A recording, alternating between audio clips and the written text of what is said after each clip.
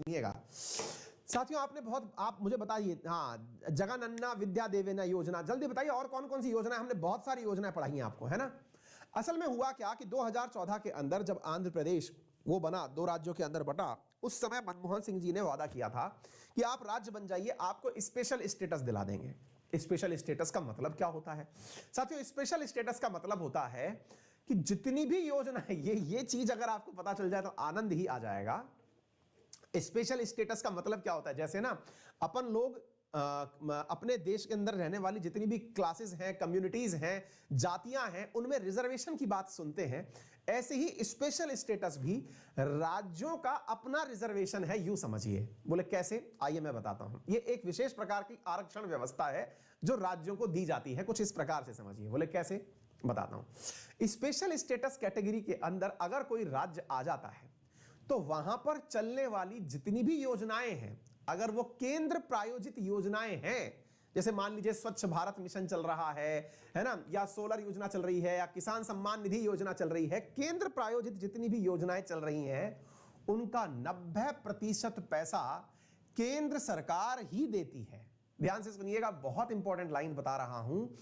यदि कोई राज्य स्पेशल स्टेटस कैटेगरी में आता है, अब मान लीजिए कि जगनन्ना ने कोई योजना लॉन्च कर दी, अब योजना लॉन्च हो गई तो उस योजना में कुल 100 रुपए का खर्चा आया, उसका 90% केंद्र को देना होगा, तो 90 रुपया जो है उसमें से केंद्र को देना होगा। तो जगनन्ना का जा क्या रहा है? आराम से करो घोषणा करने के लिए मुखपत्र तो आप हो रखे हैं, पैसा केंद्र सरकार को देना पड़ रहा है। आई बात समझ में? 10% जो है वो केवल खुद राज्य अपने दम पर खर्च करेगा। गजब की चीज है साहब ये।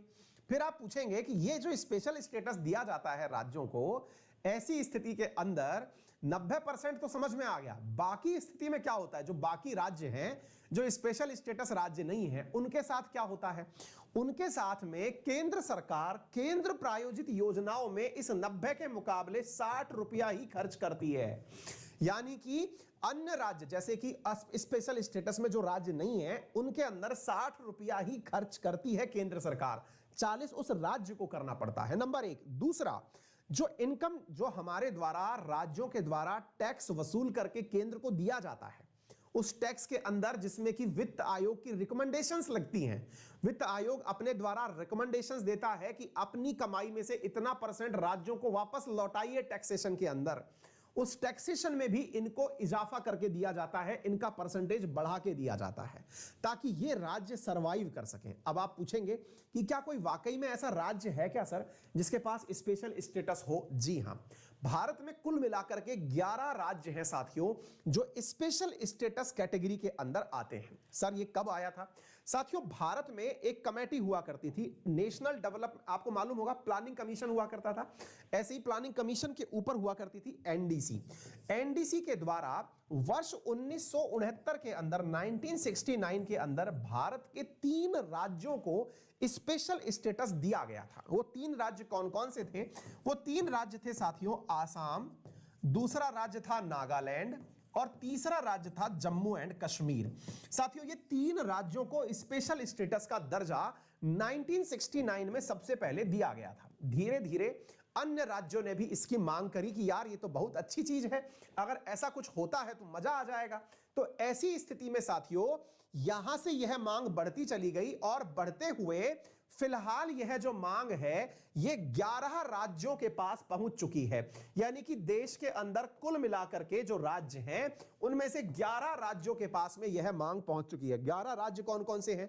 देखिए 3 तो ये वाले हो ही गए, मतलब जम्मू कश्मीर प्लस सिक्किम। अब आप पूछेंगे कि सर जम्मू कश्मीर तो इस अब राज्य बचा ही नहीं, जिस समय था उसका समय का समझ लीजिए।